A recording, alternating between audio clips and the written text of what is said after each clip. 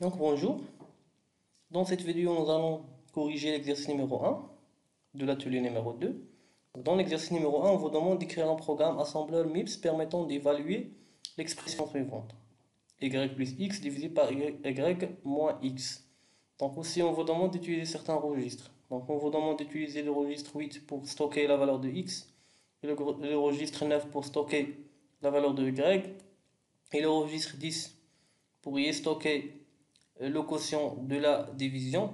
Donc on parle de cette division. Donc le quotient de cette opération sera stocké dans le registre 10 et le reste, ou bien le module de l'opération, le reste de l'opération sera stocké dans le registre 11. Donc ici, ou bien dans ce problème, nous allons nous entraîner un petit peu à faire des calculs arithmétiques avec le microprocesseur MIPS. Donc l'expression que nous avons, c'est y plus x divisé par y moins x. Donc ici nous avons une opération d'addition, de soustraction et l'opération de la division. Donc l'objectif, c'est d'évaluer cette expression pour certaines valeurs de x et de y. Par exemple, si nous prenons la valeur de x 8 et la valeur de y 36. Donc quelle est la valeur de cette expression pour ces deux valeurs de x et de y? Donc c'est ça l'objectif. Donc pour écrire un programme, donc on commence toujours, ou bien un programme en MIPS, on commence toujours par désigner le segment de texte. Voilà. Ensuite, global main, suivi par un main 2 points. Voilà. Donc l'objectif, c'est d'évaluer cette expression en utilisant ces deux valeurs de y et de x. Donc la première chose, c'est de faire et de charger la valeur de x et de y dans des registres. Ici, on vous demande d'utiliser le registre 8 pour charger ou bien stocker la valeur de x. Donc, l'instruction qu'on utilise toujours pour stocker ou bien charger une valeur dans un registre, c'est ORI. Donc ORI tout simplement, il prend trois arguments. Le premier argument, c'est le registre destination. Ici, ça sera 8. Et le premier argument, ou bien le premier opérand, c'est le registre 0, qui contient toujours des zéros. Et la valeur que nous souhaitons charger. Ici, c'est 8. Donc ici, 8 passé en décimal. Donc la deuxième chose, donc la même chose pour, on va faire la même chose pour charger la valeur de y, 36. La valeur de y, c'est 36. Donc par la suite, la première opération que nous souhaitons effectuer, c'est l'addition. L'addition entre y et x. Donc l'addition, pour effectuer une addition entre ces deux valeurs-là, on utilise tout simplement l'instruction add up. Donc add up qui va additionner donc, le registre, pardon, ici c'est 9. Donc les registres que nous souhaitons additionner, le contenu du registre, c'est le registre 8 et le registre 9. Donc le registre 8 contient la valeur 8, le registre 9 contient la valeur 37. Donc on souhaite additionner ces deux registres, le contenu de ces deux registres. Voilà, registre 9 et le registre 8. Donc par la suite, on peut utiliser un registre intermédiaire ou bien temporaire pour stocker le résultat de l'addition. Donc ici, le résultat de l'addition que nous avons, c'est x. Ici, nous avons x plus y. X plus y. Voilà. Donc ici, nous avons x plus y dans le registre 10. Par la suite, on va passer à calculer la soustraction entre y et moins x. Donc entre y et x, donc on doit calculer la différence entre ces deux. Donc pour calculer la différence ou bien la soustraction, on utilise l'instruction SAB. Donc SAB U. Ici, on ne va pas. Donc on n'a pas, je rappelle qu'on n'a pas une instruction SAB I. Donc c'est-à-dire on ne peut passer une valeur immédiate avec dans l'opération de soustraction. Mais pourtant, nous avons un ADI. Donc vous pouvez par exemple, si vous voulez passer une valeur en immédiate, donc vous voulez passer une valeur immédiate, vous utilisez ADI. Ici, on n'utilise pas d'opérande immédiat, donc on n'utilise pas le ADI. Par la suite, on n'a pas une instruction SABI. Ça n'existe pas dans MIPS. Par la suite, donc nous, on a les deux valeurs dans deux registres, on va utiliser tout simplement SABAPL. Donc SABAPL, la différence, le registre dans lequel on souhaite mettre la différence, c'est le registre 11. Donc les deux valeurs que nous souhaitons calculer, qu'on souhaitons passer au opérand 1 et l'opérand 2, c'est la valeur de y. Donc la valeur de y, il est dans le registre 9. Et la valeur de x, qui est dans le registre 8. Donc ici, on va calculer la différence, c'est-à-dire y moins x, pas y moins x. Donc ici, c'est y moins x.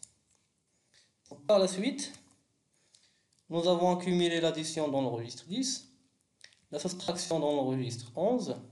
Maintenant, il nous reste à faire, c'est la division. Donc la division, tout simplement utilise ce qu'on appelle l'instruction div. Div pour division. Donc il prend deux arguments. Le premier argument, c'est y plus x ici. Y plus x. Donc y plus x, c'est dans le registre. Ou bien y plus x, c'est ça. Donc y plus x, il est dans le registre 10. Le premier argument, c'est le registre 10.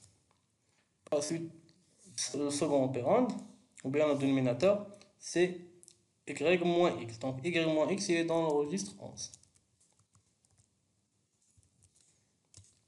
Après une division, nous aurons deux informations. Donc deux informations, c'est-à-dire le quotient et le quotient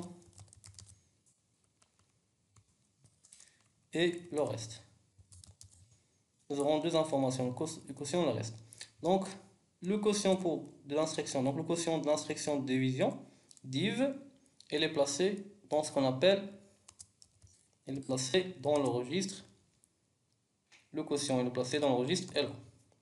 Et le reste est placé dans le registre HI. Donc ces deux registres-là, le registre LO, on va y stocker le quotient de la division. Et le registre HI, on y stocke le reste de la division. Donc pour récupérer ces deux informations, on utilise une instruction move from LO. Move from LO. Donc move from LO pour récupérer, c'est-à-dire le quotient de l'opération de division. Donc move from LO, on lui passe le registre dans lequel on souhaite mettre l'information récupérée. Ici, on va passer par exemple le registre 10. Pourquoi pas le registre 10. Donc la même chose pour récupérer l'information du reste, on utilise mf, donc c'est-à-dire move from hi. Move from hi. Donc la même chose, on passe le registre dans lequel on souhaite récupérer l'information du reste. Voilà. À la suite, nous avons la division, ou bien le quotient de l'opération de division, ici, et le reste de l'expression, bien la division. Donc, ici, je peux tout simplement mettre, si on calcule x plus y divisé par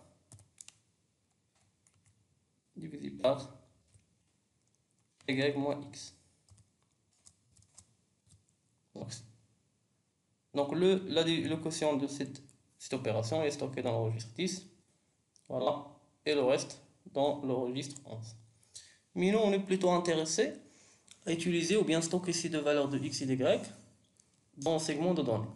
Donc on est plutôt intéressé à stocker ces deux valeurs dans le segment de données et les récupérer dans le segment texte pour effectuer avec ces deux valeurs de x et de y l'opération, ou bien pour évaluer l'opération ou bien l'expression que nous avons. Donc on souhaite tout d'abord les stocker dans le segment de données et les récupérer dans le segment de texte. Donc pour stocker des valeurs dans le segment de données, donc on utilise .data pour désigner qu'il s'agit du segment de données. Donc .data x de .word, donc la valeur qu'on souhaite stocker. Par exemple 8. Donc ici, la valeur qu'on souhaite stocker, on passe .word pour dire que la valeur de 8 sera codée sur 4 octets. Donc l'espace que va prendre, ou bien qui va prendre 8, c'est 4 octets.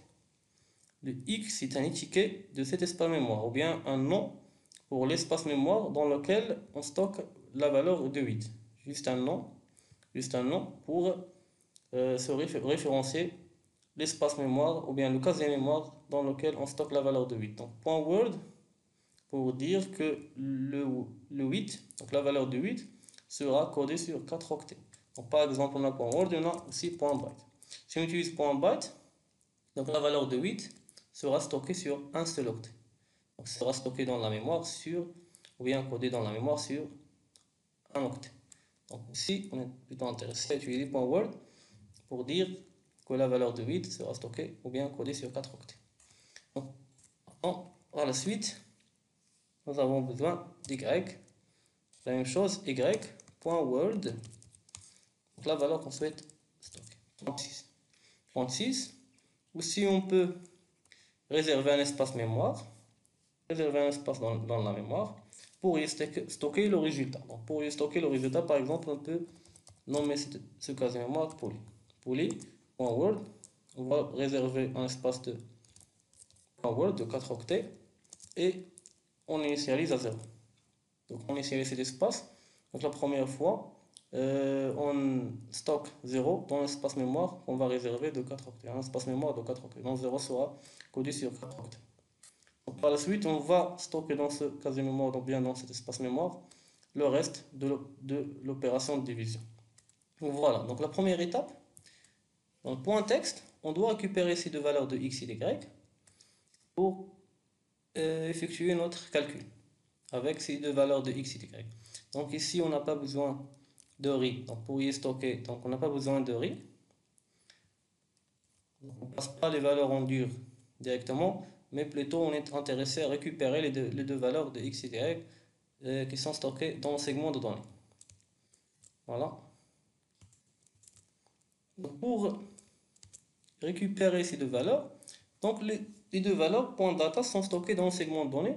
Donc comme vous avez vu dans le cours, le segment de données, ou bien l'adresse du segment de données, ça commence par l'adresse du segment de données. Ça commence par, on va voir dans le cours, pardon.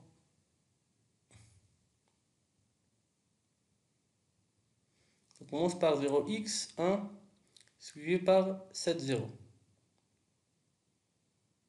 Voilà. Donc le segment de données, donc l'adresse du segment de données, ça commence par 0x1 suivi par 7,0. Donc voilà. Donc c'est-à-dire que la première valeur qu'on stocke dans le segment de données, elle a l'adresse suivante. L'adresse de la première valeur, c'est 0x10006 fois. Donc voilà, première adresse, bien l'adresse de la première valeur qu'on a stockée dans le segment de données. Donc puisque la valeur qu'on stocke dans le segment de données sera codée sur 4 octets, en Word, donc c'est-à-dire il va prendre un espace de 4 octets, donc automatiquement la deuxième valeur qu'on va stocker dans le segment de données sera dans l'adresse, ou bien le casier mémoire, ayant l'adresse suivante. 0x1000006 fois 4. Donc, puisque 8 sera codé sur 4 octets, donc c'est automatiquement 36, ou bien l'adresse dans laquelle on va stocker 36, c'est 0x. Donc l'adresse précédente, l'adresse de la valeur précédente, plus 4 octets. Donc la même chose pour 0. Donc 0 sera stocké dans cette adresse, plus 4, c'est-à-dire 6 et 8. Voilà. Donc ce que nous allons faire, c'est de récupérer ces deux valeurs, x et y. Comment on récupère ces deux valeurs? Donc on doit tout d'abord avoir l'adresse, ou bien la première adresse, ou bien l'adresse de x. Donc la première chose à faire, c'est d'avoir l'adresse de x. Donc comment peut-on avoir l'adresse de x? Nous avons l'instruction load apple immediate qui prend deux arguments. Donc, le premier argument, c'est un registre destination. Registre destination. On va utiliser ici registre 3 par exemple. Donc, le premier argument, c'est un registre destination. Point et immédiat. Donc load on apple la valeur immédiate. Load on apple la valeur immédiate. C'est-à-dire on va passer une valeur immédiate. Par exemple 0x100. On va passer une valeur immédiate. Donc notre objectif c'est d'avoir cette adresse. Voilà, notre objectif c'est d'avoir cette adresse. Donc qu'est-ce qu'elle fait l'instruction est lue? Donc load apple immédiat. C'est-à-dire, il prend l'opérande immédiat, et le met sur ce qu'on appelle les 16 bits du port fort. Donc, il prend l'opérande immédiat et le met. Donc, il le met sur les 16 bits du port fort. Et le reste, c'est-à-dire les 16 bits du port faible, sont mis à 0. Donc, tout simplement, il prend l'opérande, c'est-à-dire 0x, 1. On voit l'opérande immédiat. Il le met sur les 16 bits du port fort. Et le reste sont mis, donc les bits du port fort, du point faible, pardon, seront mis à 0. Donc, tout simplement, seront mis à 0. Donc, les bits du point faible seront mis à 0. Et l'opérande immédiat qu'on appelle passé en immédiat, elle est en upper. Ce qu'on appelle, elle est en upper, c'est-à-dire dans les bits du point fort. Tout simplement. Donc, le résultat de cette opération, donc cette opération revient à multiplier l'opérande immédiat par 10 à la puissance 4, tout simplement. Multiplié par 10 à la puissance 4. Donc, on va mettre le résultat. Donc, le résultat que nous avons ici, c'est 0x1 suivi par 7, 0. C'est bon? Donc, le résultat de cette opération sera mis dans le registre 3. Donc, cette adresse qu'on est cherchant, donc cette valeur qu'on est cherchant ici, donc la valeur ou bien l'adresse qu'on est cherchant, elle a été stockée dans le registre 3. Voilà. Donc, la même chose. Par la suite, dès qu'on a l'adresse qu'on est cherchant, on doit demander au processeur, donc le processeur ou bien ce programme assembleur demande au processeur d'aller chercher x dans la mémoire. Donc aller chercher x, la valeur de x de la mémoire, c'est-à-dire aller récupérer la valeur de 8. Donc pour récupérer la valeur de 8, on utilise ce qu'on appelle load word. Donc l'instruction load word. Donc l'instruction load word, il prend deux arguments. Le premier argument, c'est le registre dans lequel on souhaite mettre la valeur récupérée. Donc, la valeur qu'on souhaite récupérer, c'est la valeur de 8. Donc, le premier argument bien, premier opérande de l'instruction word sera le registre dans lequel on souhaite mettre la valeur qu'on récupère. C'est-à-dire ici la valeur de 8. Donc ici nous souhaitons mettre la valeur de x, comme vous voyez dans l'exercice, nous souhaitons mettre la valeur de x dans le registre 8. Donc le premier argument sera le registre dans lequel on souhaite mettre la valeur récupérée. Tout simplement. Deuxième opérande, c'est l'adresse.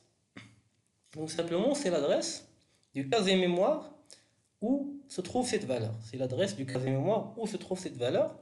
Donc pour passer une adresse, on passe deux choses. Donc pour avoir cette adresse, on passe deux choses. La première chose, c'est l'offset. Et entre parenthèses, le registre de base. Donc le registre de base et l'offset. Donc le registre de base, tout simplement je vais nommer registre P. Alors qu'est-ce que fait cette opération? Ou bien cette instruction? Qu'est-ce qu'on fait avec cette instruction? C'est on demande au processeur d'aller chercher la valeur dans ce casier mémoire et la mettre dans le registre 8. Donc, tout simplement, mettre dans le registre 8, mettre le contenu du casier mémoire memory. Voilà. Mettre dans le registre 8 le contenu du casier mémoire ayant l'adresse suivante. Offset, bien, je commence par le registre de base plus offset. C'est bon. Voilà. Donc aller chercher dans ce casier mémoire et récupérer la valeur de ce casier mémoire et la mettre dans le registre 8. Donc ici, le registre de base, donc nous avons déjà l'adresse, première adresse du segment de données. Donc l'adresse du segment de données, nous avons déjà dans le registre 3. La voilà. Donc dans le registre 3, nous avons cette adresse. Donc voilà, donc comme registre de base, on peut passer directement le registre 3. On passe le registre 3. Ici c'est le registre 3. Puis c'est un offset. Donc le registre 3, le contenu du registre 3, c'est cette valeur. Donc voilà, je le remplace. Donc on a dit que 8 il se trouve dans cette adresse. Donc tout simplement, l'offset, on peut passer directement 0. 0. Donc plus 0. Donc plus 0, ça donne la même adresse. Donc cette adresse. Donc plus 0, 0. Donc on va calculer le contenu de registre 3 plus 0. Ça va nous donner l'adresse de x. Donc l'adresse de x qui se trouve dans ce casier mémoire est référenciée par cette adresse. Donc, par la suite, donc la même chose. Maintenant on a récupéré la valeur de x. Par la suite, nous voulons récupérer la valeur de y. Donc la même chose, on répète juste cette instruction. Donc la valeur de y, on souhaite la récupérer dans le registre 9, tout simplement. Ici, on a dit l'offset plus l'offset, bien registre de base, plus l'offset. Donc la valeur de y se trouve dans ce casier mémoire, ou bien dans cette adresse. Dans cette adresse, il se trouve la valeur de y. Donc le registre 3, si on passe le registre 3 qui contient cette valeur, donc la première, donc l'adresse du segment de données, première adresse du segment de données, donc nous aurons besoin d'ajouter 4. Donc là, au lieu d'offset 0, on va ajouter 4. Ainsi, on va obtenir la première adresse plus 4. Donc la première adresse, c'est-à-dire l'adresse du segment donné, plus 4. Donc ainsi, on va obtenir l'adresse où se trouve Y. Voilà. Ainsi, on va obtenir l'adresse où il se trouve Y. Donc tout simplement, ici, registre 9. Donc ici, on va passer la même chose, on va passer le registre de base, registre 3, et plus 4. Donc on va calculer le contenu du registre 3 plus 4, ça va nous donner 0x1 suivi par 604.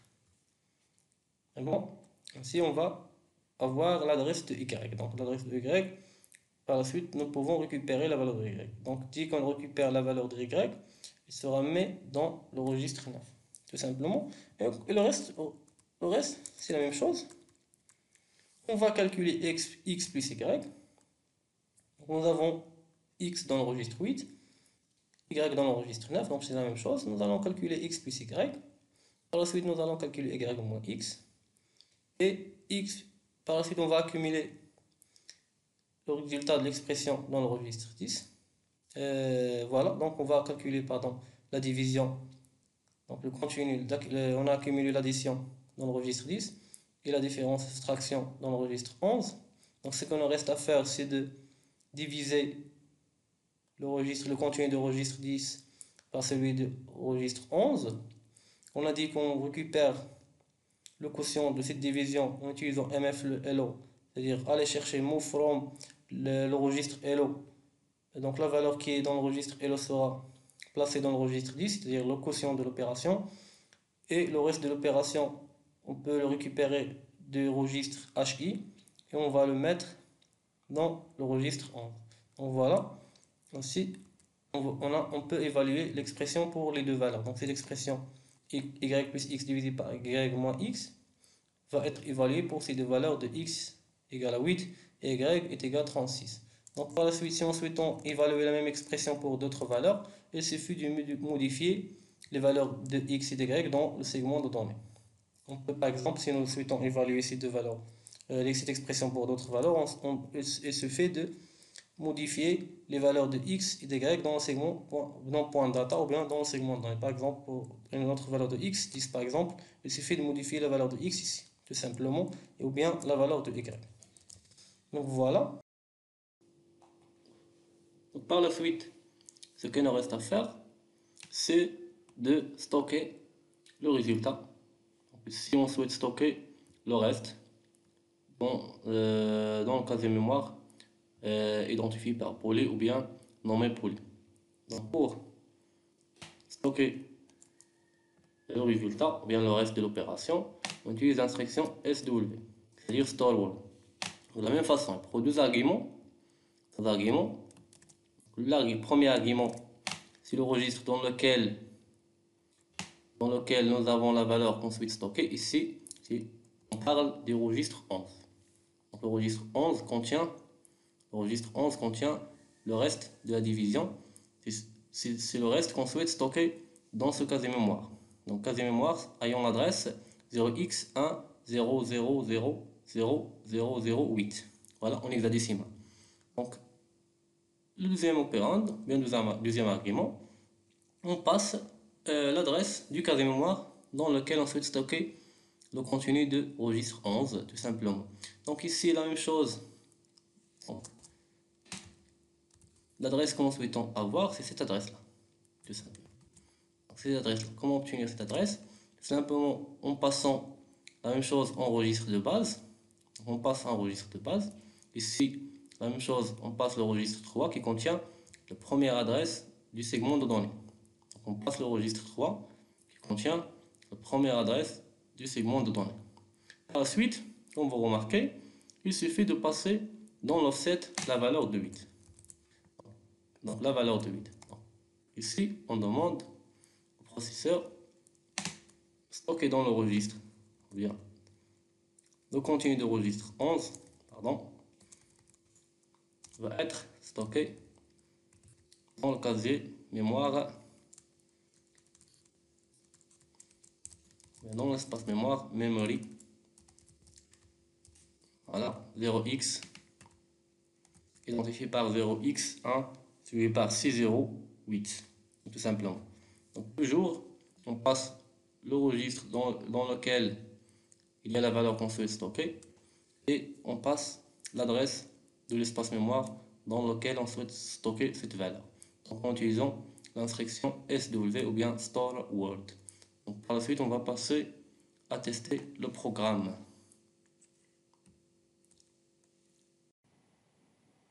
Voilà, je vais charger mon programme. Voilà, comme vous voyez, la valeur de x, 8, la valeur de y, 36, c'est 24 en hexadécimal.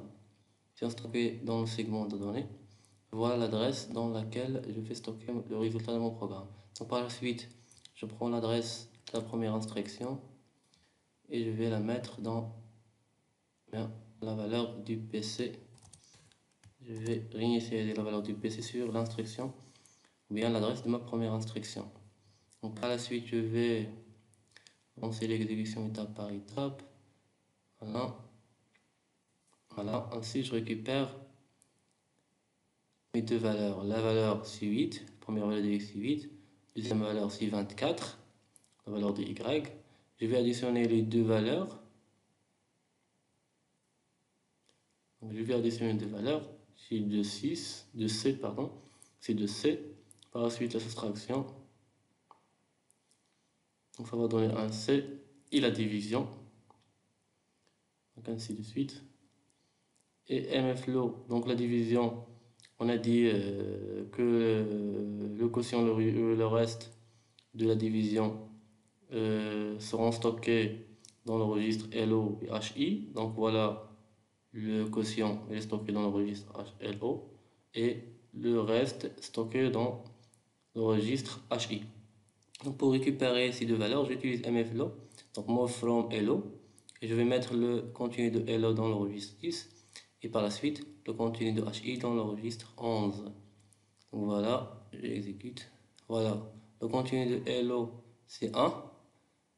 Donc le contenu pas. Donc maintenant j'ai 1, bien le contenu de LO dans le registre 11, comme vous voyez, le 10 plutôt.